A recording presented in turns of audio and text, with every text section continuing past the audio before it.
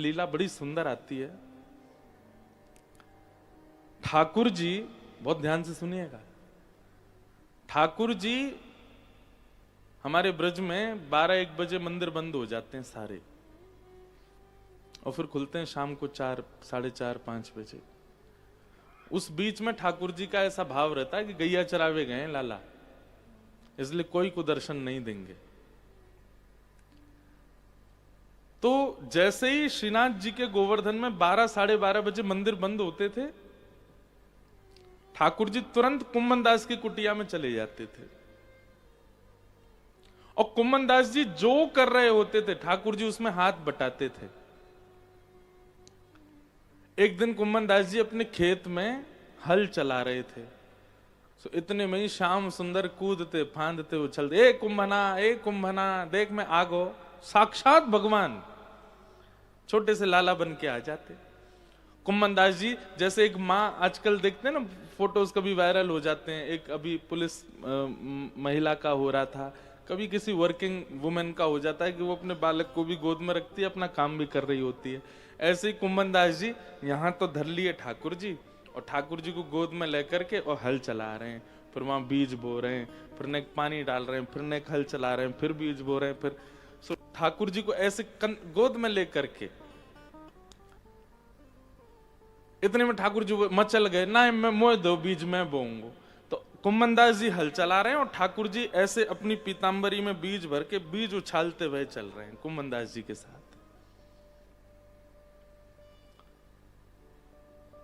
कुम्मन दास जी के बीच बीच में नेत्रों में आंसू आ जाते हैं, अपने सौभाग्य की सराहना करते हैं कि साक्षात भगवान मेरे साथ लीला करते हैं।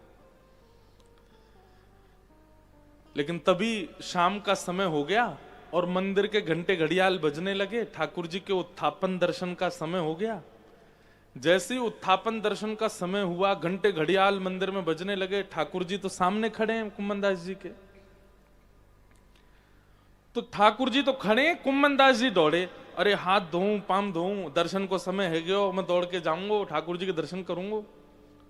भगवान बोले, ए कुंभना, मैं यहां खड़ा हूं तेरे सामने, मैं यहीं खड़ा हूं, तू मुझे यहीं देख ले। तू हल छोड़ के भाग रहा है, अपने कामन्ने छोड़ के भाग रहा है, हाथ पामन्ने धोए रहा है, कायकू, मैं तो तेरे सामने खड़ा हूं। कुम्मन दास जी बहुत सुंदर बात कहते हैं, आप यहां मेरे साथ लीला करने के लिए आते हैं, यह आपका प्रेम है, और मैं नित्य आपका दर्शन करने वहां जाता हूं, वो मेरा कर्तव्य है, वो मेरा धर्म है। अगर आप पहले तो नहीं आते थे, पहले तो मैं नित्य वहीं आपको देखने जाता था, और वहां नित्य देखने का ये मुझे फल मिला कि आप मेरे पास यहां आने लगे, तो जिस स्थान ने मुझे आपको प्रदान किया, मैं उस स्थान को कैसे छोड़ सकता हूं। और यहां आना ये आपकी रुचि है, आज आप राजी हो रहे हो मेरे से, कल कहीं नाराज हो गए और नहीं आए तो, यहां तो आप अपनी इच्छा से आ रहे हो ना, कल को मुझसे कोई गलती हो गई, अपराध हो गया, मानव हूं मैं तो गलती कर सकता हूं, कहीं आप नाराज होकर के कल नहीं आए, यहां ना आना ये आपकी इच्छा, यहां आना यह भी आपकी इच्छा, पर मंदिर में दर्शन नित्य देना यह आपकी इच्छा नहीं है। वहां तो आपको गुरुजनों ने बैठा रखा है, वहां तो आपको, जिससे आप नाराज हो जिससे राजी हो, सबको मिलना पड़ेगा आपको, आप किसी के लिए कपाट बंद नहीं करवाओगे अपने, इसलिए मंदिर दर्शन नहीं छोड़ूंगा मैं। ठाकुर जी खड़े हैं खेत में और कुम्मन दास जी भाग रहे हैं मंदिर में। कैसा निष्काम प्रेम है ठाकुर जी के प्रति, इसको कहते हैं धर्म। हम लोग गरज पड़ती है तो ठाकुर जी के सन्मुख जाते हैं, बिना किसी कामना के, बिना किसी अन्य स्थिति के, भगवत स्मृति। धर्मस्य यापवर्गस्य नार्थोऽर्थायोपकल्पते, नार्थस्य धर्मैकान्तस्य कामो लाभाय स्मृतः।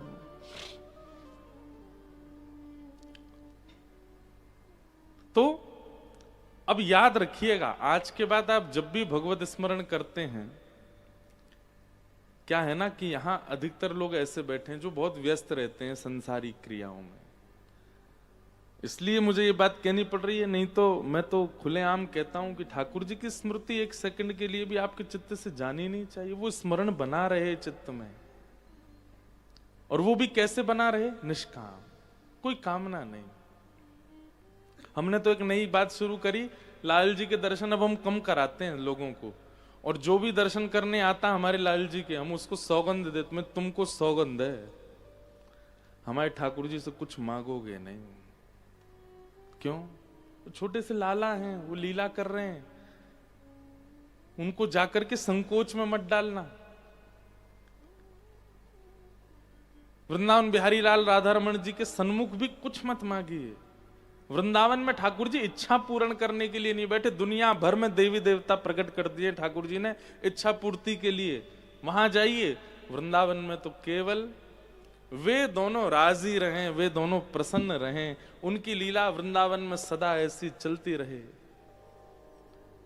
गोवर्धनवासी सांवरे पद में श्री चतुर्भुज दास जी कहते हैं, युग युग अविचल राखिए यह सुख शैल निवास। युग युग अविचल राखिए यह सुख शैल निवास। चतुर्भुज दास जी कह रहे हैं, ये पद बहुत सारे वैष्णव गाते हैं, बहुत सारे बालक गाते हैं इस पद को। इस पद की अंतिम पंक्ति है ये। कुम्मन दास जी, जिनका हम चरित्र, इन्हीं के पुत्र थे श्री चतुर्भुज दास। उन्होंने कहा कि ठाकुर जी आपको मेरी सौगंध है, क्या कि आप हमेशा गिरिराज जी में ही रहिए, हमेशा इन कुंज निकुंजों में ही रहिए, हमेशा यमुना जी के तट पर रहिए, और यहां अपनी प्रेम लीलाएं करते रहिए। श्री गोवर्धन रूप पे बल जाए चतुर्भुज दास। गोवर्धन वासी सांवरे,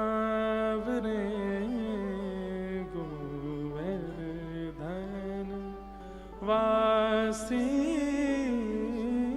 सांवरे, लाल तुम बिन रहो न जाए रे, गोवर्धन वासी सांवरे। क्यों मना किया जाता है कि गिरिराज जी को गोवर्धन से लेके मत आओ?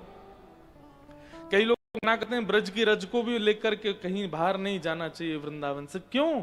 क्योंकि वृंदावन की जितनी भी सामग्री हैं वो हमारे आपके लिए है ही नहीं, वो ठाकुर जी की लीला के लिए है। ये तो सौभाग्य है हमारा कि हमको वहां प्रवेश मिल जाता है, हमारा वहां जन्म हो जा रहा है, हम वहां कभी भी चले जाते हैं, लेकिन वहां की सामग्री ठाकुर जी की प्रसन्नता के लिए प्रकट हुई है, उसको आप अपने उपयोगों के लिए मत ले जाइए। लेकिन रज के लिए मैं ऐसी भावना रखता हूं, देखो गिरिराज जी तो नहीं ले जाने चाहिए, पर रज आप नहीं भी लेके आओगे, वृंदावन जाके लौट के आओगे, आपके शरीर के वस्त्रों में न जाने कितने वृंदावन के कण आ जाएंगे, वो तो आएंगे आपके साथ। अगर रज लाते भी हैं वृंदावन की, तो ऐसे नहीं कहीं पड़ी हैं पुड़ियाओं में, कहीं पन्नी में धरी हैं, कहीं कोने में।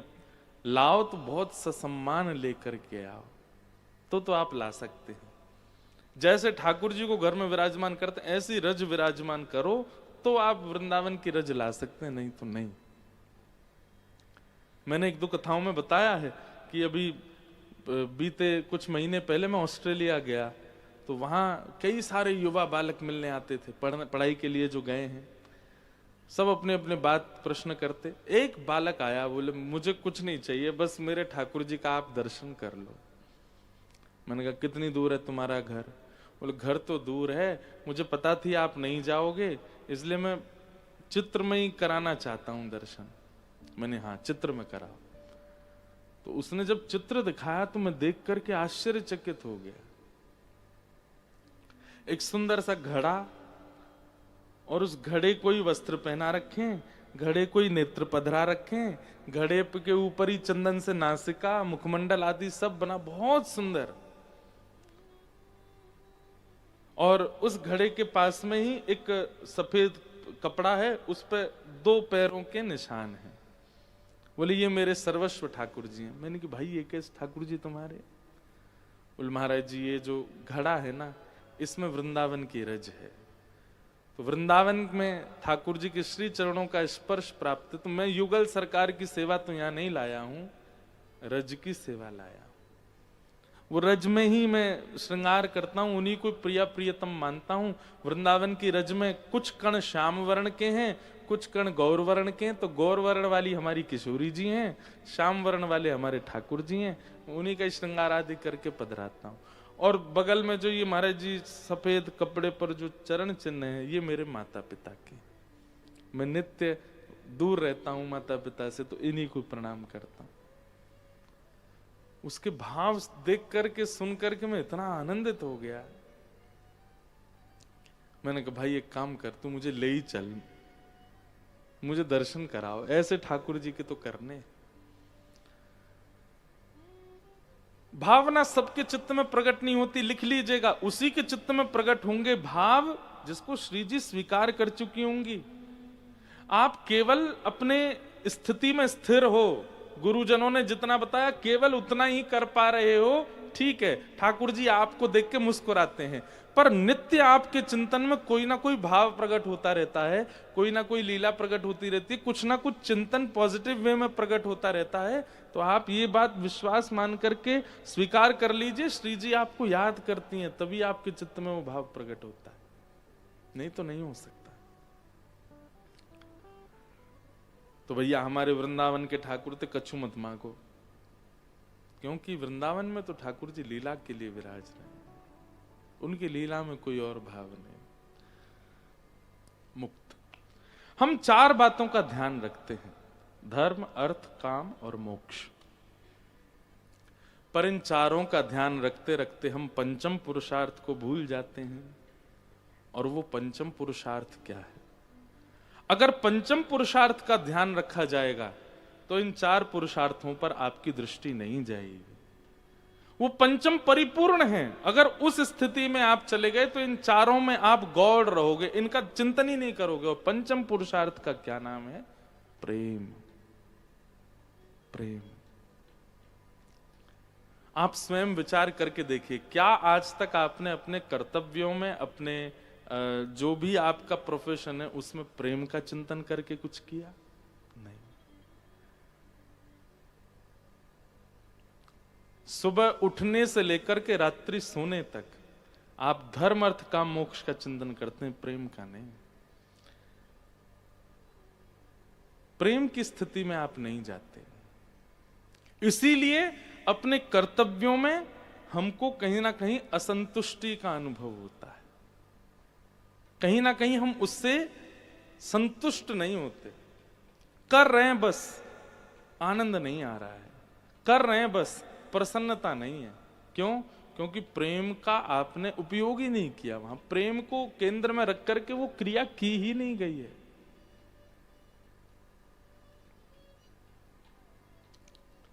प्रेम, उसका चिंतन करके एक दिन का भी आप अपना क्रम करके देखिए। आप अपनी जॉब ही सही, जो भी है वह भी, अपना बिजनेस सही, जो कुछ भी आप करते हैं दिनचर्या में, एक दिन बस प्रेम का चिंतन करके, बस प्रेम है, बस प्रेम है, प्रेम का चिंतन करके आप अपनी क्रिया में जब जाएंगे, उस दिन को आप कभी नहीं भूलोगे।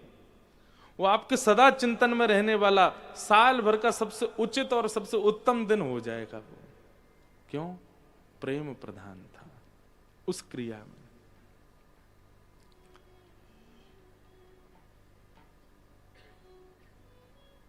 वही बात यहां पर नारद जी महाराज कह रहे हैं वेद व्यास जी को, हे व्यास जी, आपने जितनी भी रचनाएं की हैं, उन रचनाओं में आपने धर्मार्थ काम मोक्ष को प्रधानता दी है, प्रेम को प्रधानता नहीं दी, इसलिए आपका मन अशांत है।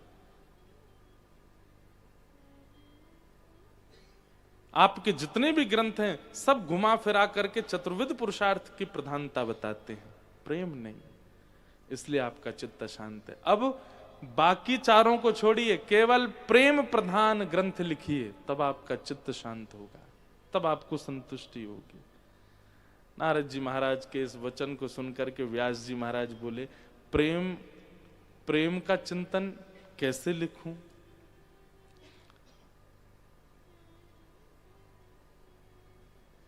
तब नारद जी महाराज ने उनको उपक्रम बताया प्रेम में जाने का। क्या? समाधिनानुस्मर तद्विचेष्टितम। नेत्र बंद करिए और चित्त में ही मानसी सेवा कीजिए। समाधि सतयुग का शब्द है, कलयुग में समाधि को ही मानसी सेवा कहते हैं। क्या कहते हैं? हमारे वृंदावन में प्रधान सेवा है मानसी सेवा। मानसी सेवा का मतलब आपके पास में वस्तु नहीं है, आपके पास ठाकुर जी भी नहीं है, आपके पास चौकी भी नहीं है, कहीं बैठे हो एकांत में और नेत्र बंद करके आपने सब चिंतन कर लिया, सामने ठाकुर जी भी हैं, चौकी पर बैठे हैं, सोने के सिंहासन पर बैठे हैं, ये सामग्रियां रखी हैं, मैं ठाकुर जी का सुंदर चंदन लगा रहा हूँ, सुंदर पोशाक धरा रहा हूँ, सुंदर आभूषण पहना रहा हूँ, ठाकुर जी की आरती कर रहा हूँ। ये तो रही सेवा का क्रम मानसी का। फिर उसके बाद क्या हुआ? वे ठाकुर जी जड़ नहीं है, वे ठाकुर जी चैतन्य हो गए, सिंहासन से उतर के नीचे आ गए, मेरी उंगली पकड़ के मुझे ले गए। कहाँ ले गए? निकुंज में ले गए। निकुंज में जैसे ही मैं गया तो वहां बहुत सारे सखा खड़े हैं, बहुत सारी सखियां खड़ी हैं, ठाकुर जी सबके साथ आनंद कर रहे हैं और उसी सखी समाज, सखा समाज में मुझको भी लेके बैठे हैं। ये सारा चिंतन, इसको कहते हैं मानसी सेवा हमारे वृंदावन पक्ष में। नारद जी बोले, व्यास जी अब आप नेत्र बंद करके समाधि लगाइए और ठाकुर जी के विराट रूप का, ठाकुर जी के ऐश्वर्य रूप का, ठाकुर जी के धर्म अर्थ काम मोक्ष स्वरूप का चिंतन मत कीजिए, प्रेम स्वरूप का चिंतन कीजिए। ठाकुर जी का प्रभाव नहीं, स्वभाव सोचिए और फिर उसके बाद कुछ लिखिए। ठाकुर जी का प्रभाव क्या है? शंख चक्र गदा पद्मधारी। ठाकुर जी का प्रभाव क्या है? तीनों लोकधारी। ठाकुर जी का प्रभाव क्या है? शेष नाग पर पौड़ते हैं, लक्ष्मी चरणों में पड़ी रहती है। ठाकुर जी का प्रभाव क्या है? ठाकुर जी के अंदर सारी शक्तियां विद्यमान है, उनकी भ्रकुटी टेढ़ी होते ही पृथ्वी डामाडोल होने लग जाती है। ये सब प्रभाव है। ये तो आपने सब जगह लिख दिए हैं, अब उनका स्वभाव तो लिखिए। बाहर से इतने विशाल दिखने वाले चित्त से कैसे हैं, अब उसका चिंतन करके कुछ लिखिए। तब वेद व्यास जी महाराज ने नेत्र बंद करके भगवान के प्रेम स्वरूप का चिंतन किया, ठाकुर जी के उस प्रेम स्वभाव का चिंतन किया। कितने प्रेमी हैं श्रीनाथ, कितने प्रेमी हैं हमारे गिरधर लाल, कितने प्रेमी हैं हमारे राधा रमण जी, उन सबका चिंतन कर रहे हैं।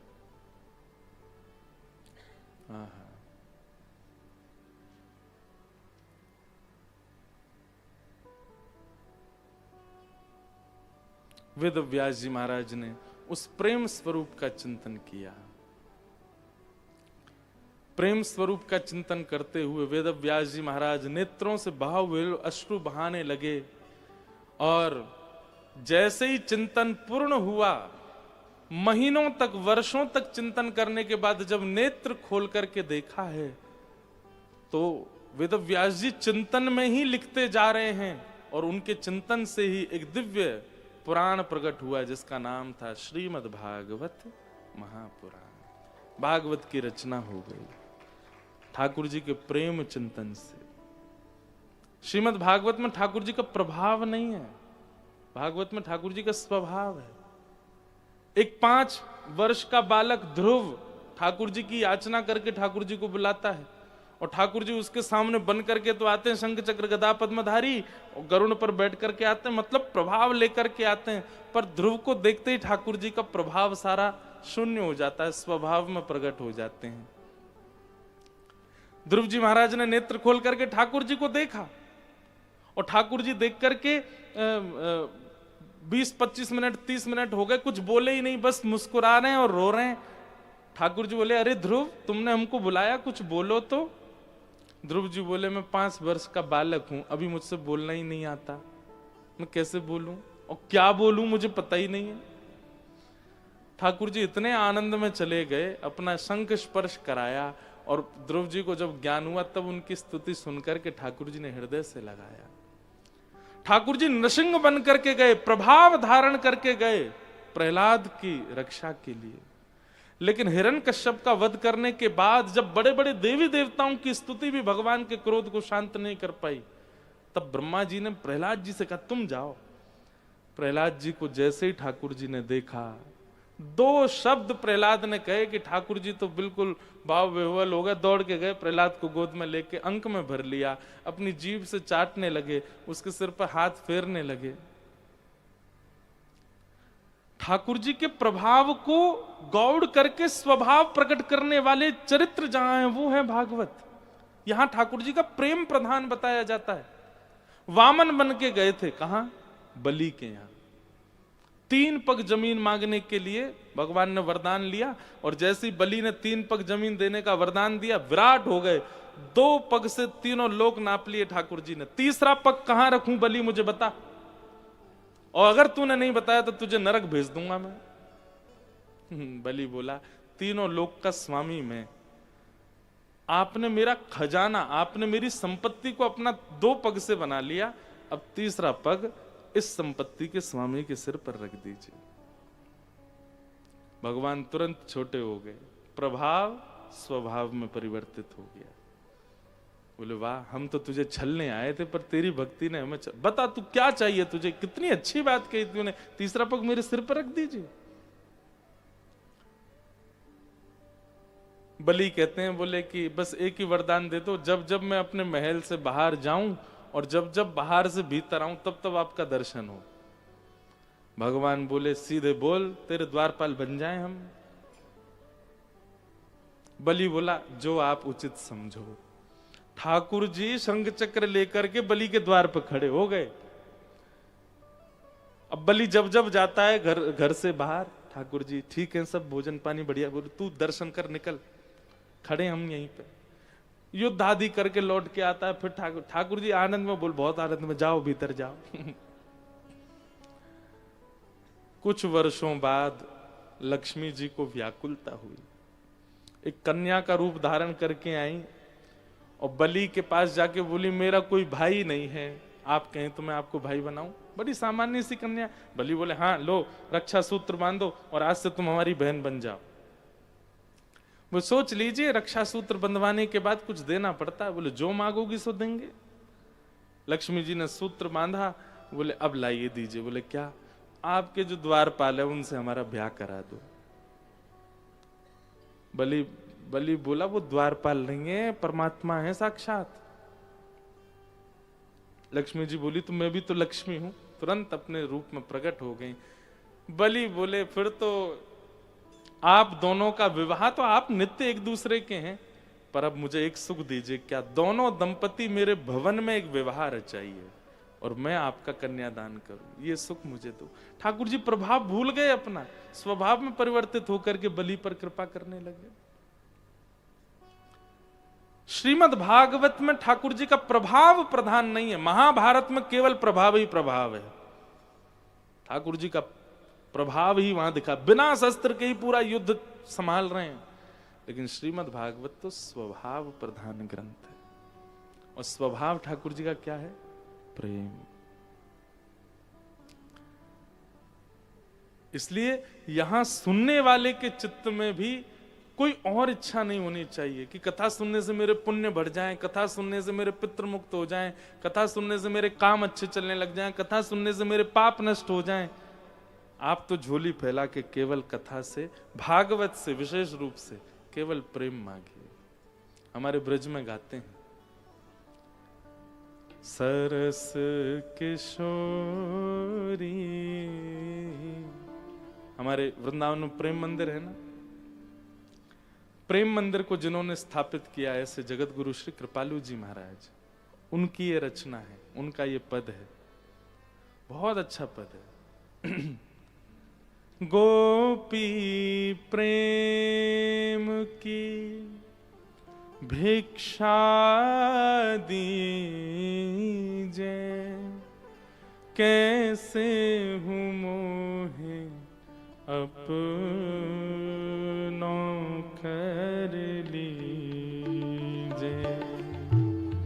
गोपी प्रेम की भिक्षा कैसे मोए अब नौकर। अगली बार वृंदावन जाइएगा, ब्रजवासी की एक बात मान के जाइएगा। अपने प्रिय स्थान पर जाकर के अपने ठाकुर के सामने खड़े होके बाकायदा बिल्कुल शर्म मत करना, ऐसे झोली फैलाना, ठाकुर जी से मनी मन कहना, हे नाथ हमें प्रेमी बना दो, हमें सरल बना दो, हमें सहज बना दो। हम बड़े बड़े कुटाट हैं हम अंदर से, बड़े क्रूर हैं हम अंदर से, हमारे हृदय को प्रेमी बना दो नाथ।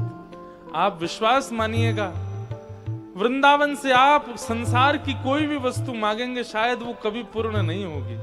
वृंदावन से एक बार प्रेम मांग करके देखिए, भर देगा आपको प्रेम से। गोपी प्रेम की भिक्षा दीजिए, कैसे हूँ मोहे अपनों कर लीजिए। गोपी प्रेम की भिक्षा दीजिए, कैसे हो मोए अपनों कर लीजिए। तुर गुण गावत दिवस बितावत, दृग बरसावत, मैं हूँ प्रेम विभोर श्री राधे कीजय कृपा की को। गाइए।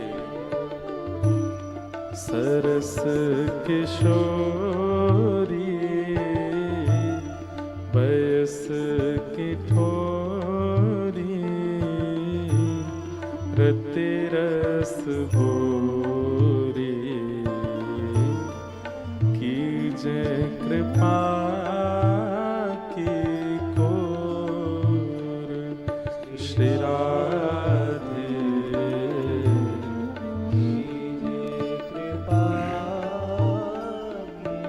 एक एक शब्द इतना सुंदर है। वृंदावन में जाकर के अगर याचना की स्थिति आपकी नहीं जा रही है, आप याचना करना ही चाहते हो, तो ये याचना कीजिए। क्या?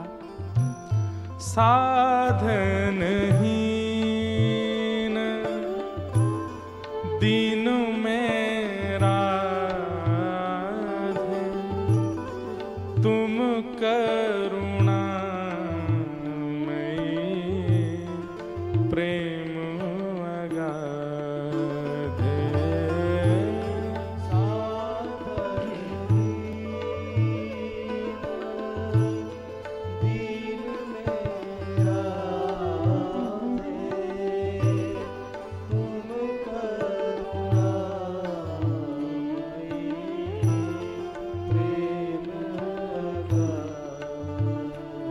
हमारी किशोरी जी कैसी हैं? करुणा की निधान, अत्यंत दयावान। एक बात सुनिएगा, किशोरी जी वाम भाग में क्यों खड़ी हैं ठाकुर जी के? वाम अंग, दक्षिण अंग, यहीं पर ही पत्नी खड़ी होती है। क्यों? बुरा नहीं मानिएगा हाँ माताएं, बता दूं क्यों खड़ी होती हैं। उनको कहा जाता है वामा। क्या कहा जाता है? वामा। वामा का मतलब होता है उल्टा। जो इधर खड़े हैं उनसे उल्टी ही चले उसको कहते हैं वामा। पर किशोरी जी के लिए यह अर्थ उचित नहीं है। हमारी किशोरी जी वामंगा क्यों है? वो वाम भाग में क्यों खड़ी हैं? बोले ठाकुर जी तो उस पर दृष्टि डालते हैं जो भजन करता है, जो साधन करता है, जो नित्य गुरुजनों की आज्ञा मानता है, सत्संग करता है, बहुत व्यवस्थित जीवन जीता है, ठाकुर जी उसको देख के प्रसन्न होते हैं, मतलब गुण देख करके प्रसन्न होते हैं। पर सामने दर्शनार्थियों में कई उल्टे हैं, जो ना नाम जप करते हैं, जो ना गुरु आज्ञा मानते हैं, बस केवल संसार से थक हार के पहुंच गए कैसे भी। उन वामाओं को जो अपनी दृष्टि से देख करके ठाकुर जी को कहती हैं इन पे कृपा करो, इसलिए वाम अंगा है किशोरी जी, इसलिए वाम भाग में खड़ी है। बहुत कृपालु, बहुत दयालु हमारी श्यामा जी उन पर दृष्टि डालती हैं जो, लेकिन हाँ इसमें यह मत सोच लीजिएगा कि आप सारे गलत काम करते हैं, पर गलत काम करते हुए वृंदावन जाते हैं तो आप, महाराज जी कह रहे थे, उल्टे लोगों पर किशोरी जी दृष्टि रखती हैं। जो पड़े ही हुए हैं उस स्थिति में उन पर किशोरी जी दृष्टि करती हैं, पर किस भाव से करती हैं कि ये सुधर जाए। पर जो पहले से बहुत गलत था लेकिन अब कैसे भी करके बस रोता बिलखता सामने आ गया, ठाकुर जी अब भी उसको नहीं देख रहे हैं, इसने बहुत पाप किए हैं जीवन में, अब आया मेरी शरण में, अब कैसे स्वीकार करूं इसको। उस बामा को पकड़ करके या फिर ठाकुर जी को पकड़ करके उसके हाथ में दे, नहीं इस पे कृपा करो, ये बहुत दयालु, बहुत बेचारा, जो भी किया इसने जीवन में सब नजरअंदाज कर, इसलिए किशोरी जी वाम अंगा है। तुम करुणा मई प्रेम अगाधे, तुम करुणा मई, मैं किसके द्वार जाऊं हे श्यामा जी, काके द्वारे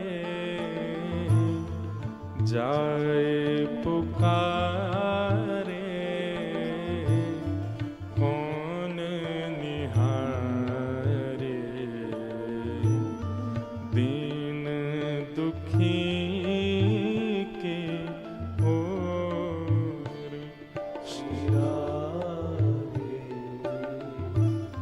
कीजे कृपा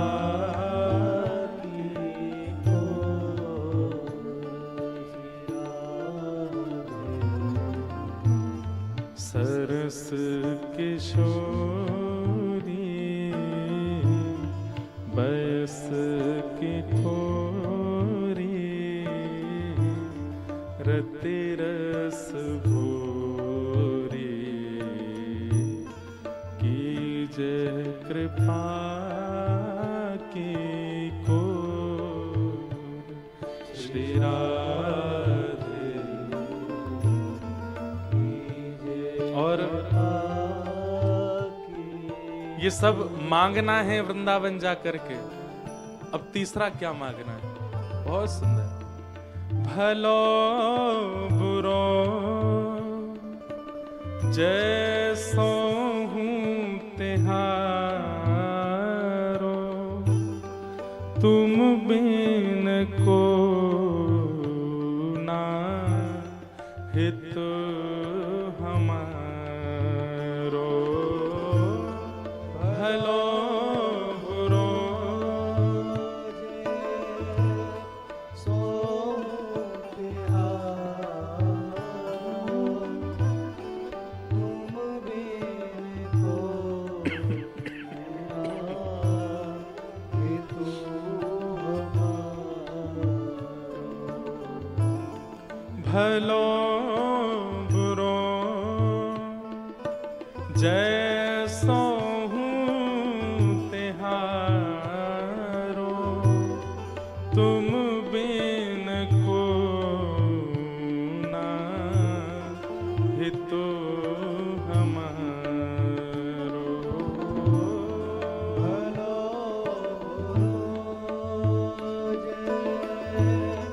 सो तिहारो,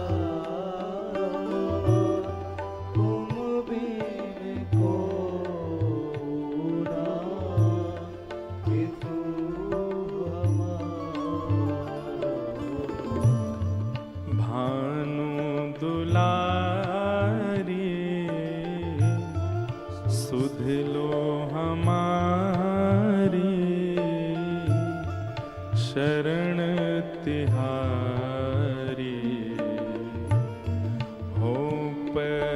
तन सिर मोर श्री राधे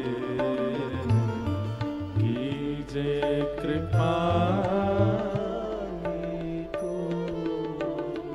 ओ सरस किशोरी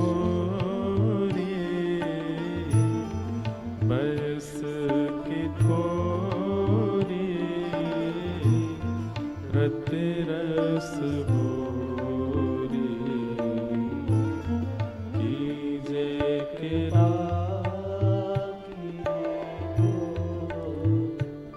श्री राधे कीजे कृपा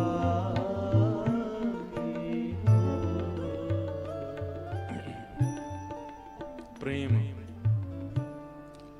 और प्रेम प्रदान करने वाले दो स्थान हैं। स्थूल रूप में तो वृंदावन और वाणी रूप में श्रीमद् भागवत।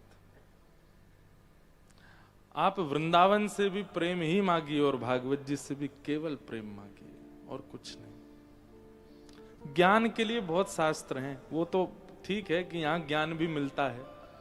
एक बात और सुनिए, प्रेम जहां मिलेगा वहां सब मिलेगा। ज्ञान भी मिलेगा, वैराग्य भी मिलेगा, भक्ति भी मिलेगी, पुष्टि भी मिलेगी, तुष्टि भी मिलेगी, संतुष्टि भी मिलेगी, क्योंकि प्रेम मिल गया है। पर हां, प्रधान दिखेगा ज्ञान नहीं, वैराग्य नहीं, प्रेम होगा सब चित्त में, पर दिखेगा केवल प्रेम।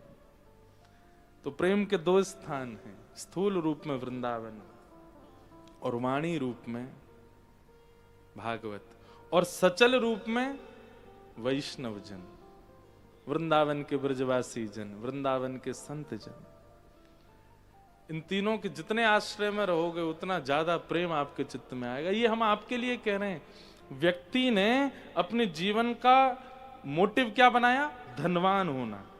व्यक्ति ने अपने जीवन का मोटिव क्या बनाया? बहुत नाम शौहरत ऐश्वर्यवान होना। व्यक्ति ने अपने जीवन का मोटिव क्या बनाया? घर वालों को दिखाना है, परिवार वालों को दिखाना है, पड़ोसियों को दिखाना है, करके दिखाना है, ऐसा करना है, वैसा। और हमारी फिल्मों में भी सब जगह यही बच्चों को दिखाया जाता है कि तुमको ऐसा करके दिखाना है कि सब देखते रह जाएं तुमको। इन सब चक्करों में वो खुद से अपरिचित रह जाता है, वो प्रेम नहीं समझ पाता। वो पहुंच तो जाता है एक स्थिति पर, वो पहुंच तो जाता है एक लेवल पर वहां पहुंचने के बाद भी उसको कुछ अपूर्णता सी लगती है। वो अपूर्णता प्रेम की होती है। इसलिए आपके जो भी उद्देश्य हैं लाइफ के, कीजिए, पर भागवत जी के संग श्रवण करते हुए कीजिए, क्योंकि प्रेम यहीं से प्राप्त होगा। सीधी बात है, सब्जी में मसाले भी डल गए, मिर्च भी डल गई, नींबू भी डल गया, लेकिन नमक नहीं डाला। लवण बिना बहु व्यंजन अच्छा लगेगा? नहीं लगेगा, चाहे उसमें कितने भी महंगे महंगे मसाले क्यों ना डाले हो। ठीक वैसे ही जीवन में आप बहुत सारे मसाले डालते हो, धन रूपी, ऐश्वर्य रूपी, संपत्ति रूपी, घर परिवार रूपी, ये रूपी, वो रूपी। और पहले तो अपने आप को बनाने में लगे रहते हैं, फिर उसके बाद बच्चों का जन्म हो, फिर उनको बचपन तुमको बेटा बताना है, वो बुआ को करके दिखाना है, ताई को तुमको दिखाना है, चाचा का बेटा देखो कैसा निकल रहा है, उसको भी बचपन से वही सिखा देते हैं, वो भी इसी दौड़ भाग में होड़ में भगता है। अच्छा, फिर इसमें क्या होता है पता है? उस व्यक्ति को, उस बालक को स्व से परिचित नहीं कराया गया, केवल भाग दौड़ में ही भगाया गया, उसमें भागता रहा। फिर वो एक दिन जाकर के जब बिल्कुल निराश, हताश, उदास होता, फिर वो गलत मार्ग चुनता है। फिर वो अपने आप को संतुष्ट करने के लिए खान पान, बुरे व्यवचार आदि सब में पड़ जाता है। इसलिए भागवत ये प्रेम प्रदान ग्रंथ है, इनके संग रहते हुए करो। कितने बालक ऐसे मैं जानता हूं, कथाओं में आते हैं, वो जीवन के कुछ उद्देश्य लेकर के चले हैं, पर उनका मन नहीं होता कि अब हम कुछ करें, अब महाराज जी उसमें मजा नहीं आता, उसमें अच्छा नहीं लगता, माता पिता भेज देते हैं। कई वैष्णव बालक, तो उनको तो हम यही कहते हैं कि भाई तुमको डॉक्टरी इसलिए करनी है कि तुम संत महापुरुषों की सेवा कर सको, तुम भजनानंदियों की सेवा कर सको, कथा वक्ता कभी बीमार पड़ जाए कौन बेचारे इनकी सेवा करे, तो चलो एक आध डॉक्टर ऐसे भी हों इसीलिए करो। कई बच्चे ऐसे हैं जो केवल इसीलिए एजुकेशन कर रहे हैं कि जो प्रेम में व्यवस्थित वैष्णव है उनकी सेवा हम कर सकें, प्रेम प्रधान। तो वृंदावन से और भागवत से केवल प्रेम मांगिए।